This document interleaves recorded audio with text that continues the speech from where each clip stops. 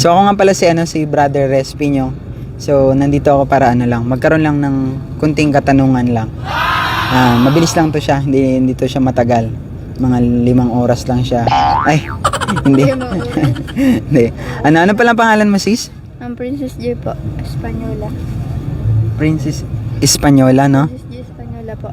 Okay. Ikaw, sis, anong pangalan mo? Bea po. Ano? Bea. Bea Alonso? Armada. Ha? Armada. Armada. So, si Bea.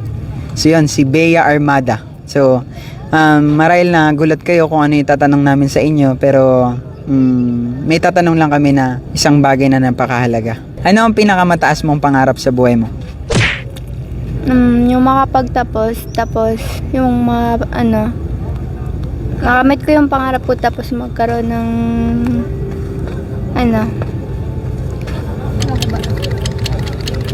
Yun, nagkaroon ng pamilya? buhay. Na magandang buhay. So, ikaw, sis? Makapagtapos, tapos yung mahon ko sa hirap yung mga magulang ko, siyempre. Amen. So, ako, dati ang pangarap ko talaga is makapagtapos at magkaroon ng trabaho, ng magandang buhay. Pero ito, isipin nyo to Pagkatapos mo mag-aral, magtrabaho at nagkaroon ka na ng sinasabi na negosyo, business. Pagkatapos nun, nagkaroon ka na ng pamilya, tapos pagkatapos nun, ano nang kasunod nun, di ba? So kung isipin lang natin, lahat ng mga bagay pala dito sa mundo panandalian lang. Ngayon may pangalawa akong tanong. Tingin nyo bakit namatay si Jesus Christ sa krus? Ikaw, sis? Para magsakripisyo sa atin. Amen! Ikaw, sis? May idea ka? Bakit namatay si Jesus Christ sa krus?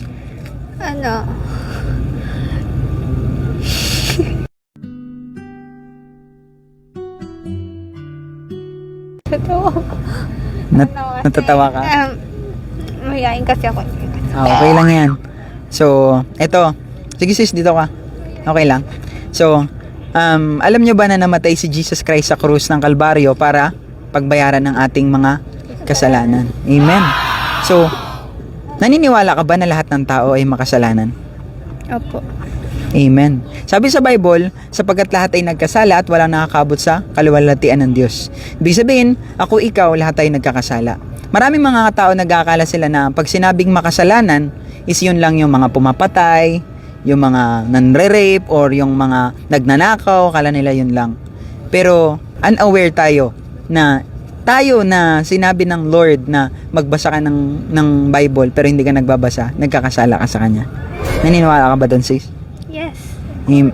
Wow. Amen, totoo. Nagkakasala tayo kasi nga, kung totoong Diyos mo siya, dapat sinusunod mo siya. Amen? Sabi sa Bible, nakakatiyak ka, nakikilala mo daw ang Diyos kung sumusunod ka sa Kanya.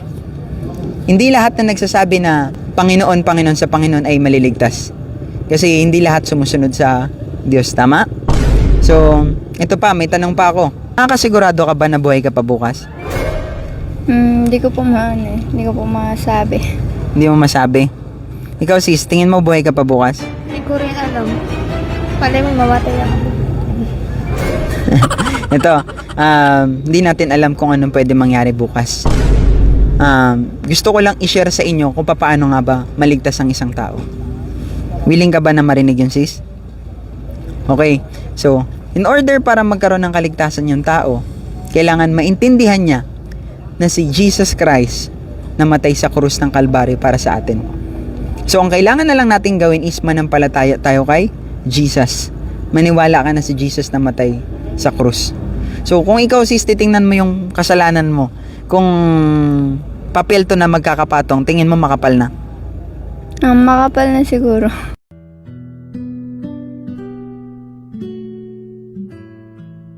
Makapal na siguro. Ikaw, sis, gano'ng nakakapal? Tingin mo. Sobrang kapal na siguro.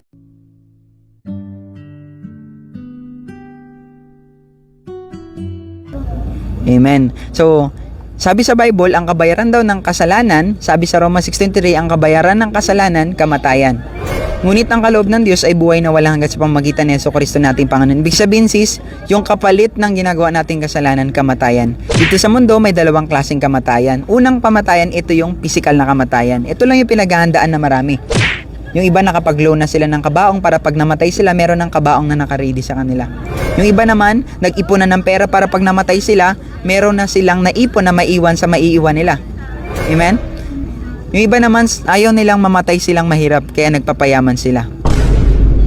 Pero, ito na napakasaklap dito sis. Kailangan maintindihan natin. Ito ang hindi pinaghahandaan na marami, yung pangalawang kamatayan.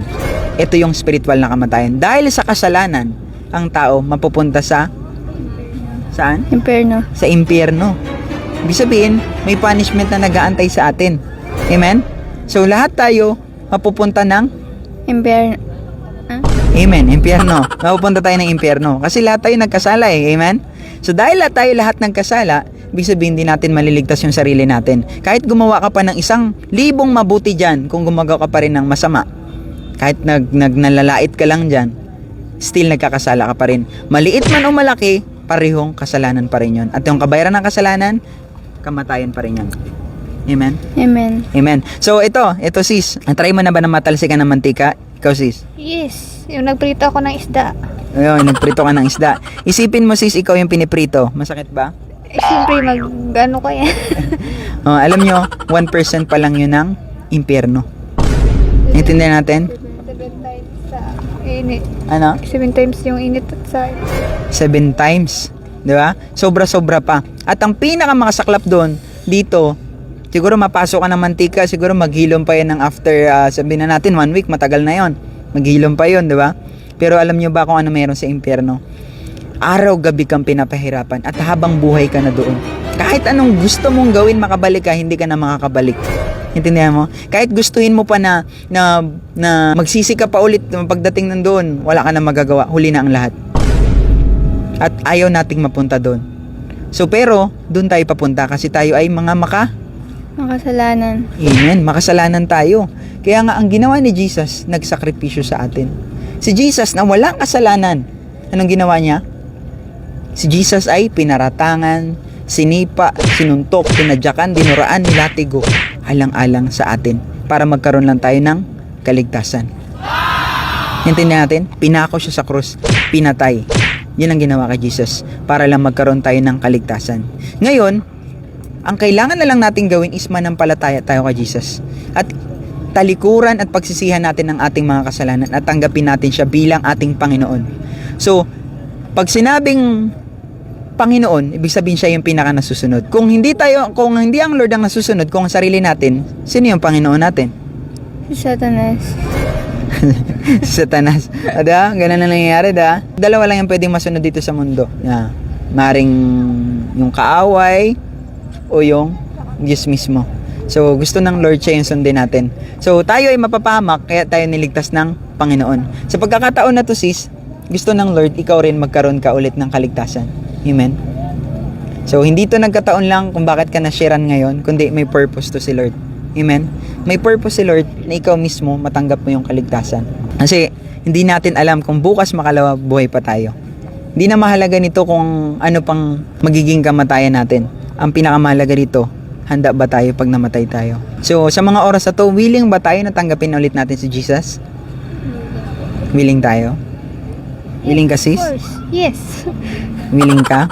So, naniniwala ka kay Jesus na siyang magliligtas sa'yo? Opo. Amen. So, dapat maniwala tayo. Kasi darating ang time maghihingalo tayo at pag naghihingalo na tayo, doon lang tayo makaka-realize na kailangan na natin. Amen? Gusto mo rin ba i-share si Jesus sa ibang pang mga tao? Gusto po.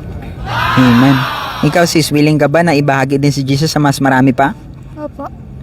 So ganito, ang gusto ng Lord, ibigay natin ang buhay natin sa Kanya. Like for example, halimbawa ako meron akong cellphone. Halimbawa may cellphone ako. Itong cellphone ko, ibigay ko sa iyo sis. Sino na may karapatang gumamit? Ako. Ikaw na. So ang gusto ng Lord, ibigay din natin yung buhay natin sa Kanya. Kung ibibigay natin ang buhay natin sa Lord, sino na may karapatang gumamit? Si Lord. Si Lord na. Amen? So, yun ang gusto ng Panginoon. At ang gusto ng Panginoon is pagarian tayo.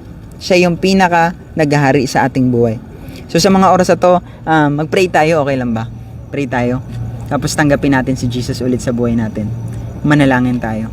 Yuko natin ulo natin at pikit natin ang mata. Huwag nyo tong Huwag nyong isipin to na ginagawa nyo to para sa akin. Isipin nyo to para kay Lord. Isipin mo si Lord at ikaw lang. At lahat ng distraction sa paligid, kalimutan mo muna.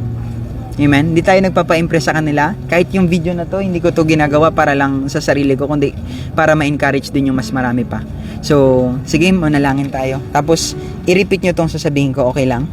Sige. Yuko natin ulo natin at pikit natin ating mata, manalangin tayo. Repeat nyo sasabihin ko ha. Let's pray. Ama sa langit, Ama sa langit, Diyos na makapangyarihan sa lahat. Diyos na makapangyarihan sa lahat. Panginoon, Panginoon, lumalapit po ako lumalapit po ako sa inyong harapan. sa inyong harapan. Humihingi po ako ng tawad Humingi po ako ng tawad sa aking mga kasalanan. sa aking mga kasalanan. Simula nung ako'y maliit pa Mula na ako'y maliit pa hanggang sa mga oras na ito. hanggang sa mga oras na ito. Panginoon, Panginoon, hindi ko po kayang iligtas ang aking sarili. hindi ko po kaya iligtas ang aking sarili. Hugasan mo po ako Hugasan po ako ng inyong banal na dugo. ang iyong banal na dugo. Isulat niyo po Isulat niyo po ang aking pangalan ang aking pangalan sa libro ng buhay. sa libro ng buhay. Tinatanggap ko po kayo Tinatanggap ko po kayo bilang aking amang tagapagligtas bilang ama ng aking tagapagligtas. at ako ang iyong anak. At ako ang iyong anak. Simula ngayon Simula ngayon ay susunod na po ako sa iyo. ay susunod na po ako sa Salamat sa kaligtasang tinanggap ko. salamat sa kaligtasan tinanggap mo. Sa pangalan ni Jesus. Sa pangalan ni Jesus. Sa pangalan ni Jesus. Sa pangalan ni Jesus. Babawi po ako sa inyo. Babawi po ako Sa pangalan ni Jesus. sa pangalan ni Jesus. Lahat tayo magsabi ng Amen. Amen. Amen! Praise the Lord! Alam nyo, mga sis, simple lang yung ginawa natin, pero sabi sa Bible, every time na may tao nagsisisi at tumatalikod sa kanyang kasalanan, sabi sa Bible, libo-libong anghel ang nagagalak sa kalangitan. Kung ang anghel nagagalak, kung si Kuya Respinyo masaya, ano na lang yung Diyos na lumikha ng buhay mo? Tingin mo masaya siya? Masaya po. Amen. At ito sis, magkaiba yung makasalanan sa nagkakasala. Alam niyo yung pinagkaiba nila? Yung makasalanan, makagawa yan ng mali, wala yung pakialam. Intindihan mo? Makagawa siya ng masama, makapaglait, makapagmura, wala yung pakialam. Pero yung nagkakasala, makagawa lang yan ng maliit na pagkakamali. Intindihan natin? Humihingi agad siya ng tawad sa Panginoon. At yun ang gusto ng Panginoon na maging attitude natin sa harapan niya. Kasi sabi sa Bible, ang mananatiling tapat hanggang wakas ay siyang maliligtas. Amen? So, ang gusto ni Lord, itong nalaman nyo ngayon, ay ibahagi nyo rin sa iba. Makakaasa ba tayo doon? Makaasa po. Amen? Hallelujah. Sige, let's pray. Yes, Father God, in the name of Jesus, Lord, we thank you so much, Lord, sa mga oras na ito. Continue, Lord, na i-bless mo ang buhay ni Sis Bea, pati ni Sis Princess, Panginoon. Ingatan niyo po sila, Panginoon, sa kanilang pag-uwi.